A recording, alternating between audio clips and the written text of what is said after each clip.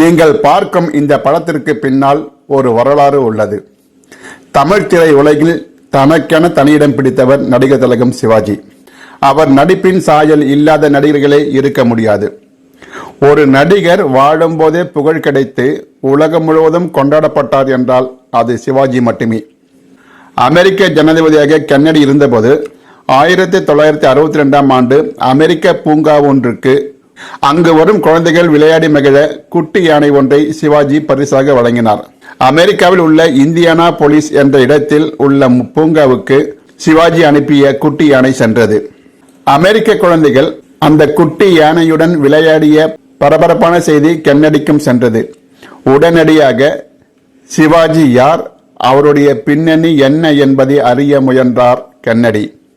சென்னையில் உள்ள அமெரிக்க தூதரகத்தை தொடர்பு கொண்ட அமெரிக்க அரசு சிவாஜி பற்றிய விவரங்களை கேட்டது. சென்னையில் உள்ள அமெரிக்க தூதரகம் சிவாஜி பற்றிய செய்திகளை திரட்டி உடனே அனுப்பி வைத்தது. அவற்றை படித்து பார்த்து வியந்த கென்னடி உடனடியாக சிவாஜியை அமெரிக்க அரசின் சிறப்பு விருந்தினராக அழைக்க அதிகாரிகளுக்கு கட்டளையிட்டார். சிவாஜிக்கும் அழைப்பு வந்தது.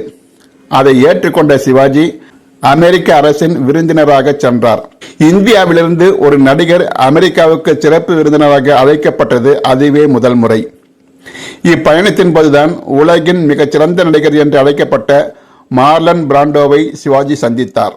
அமெரிக்காவில் பல இடங்களுக்கு சிவாஜி சுற்றுப்பயணம் செய்த போது அங்குள்ள அனைத்து தரப்பு மக்களும் அவருக்கு வாழ்த்துக்களை தெரிவித்தனர். இந்த பயணத்திற்கிடையே அமெரிக்க அதிபர் கென்னடியையும் சந்தித்தார்.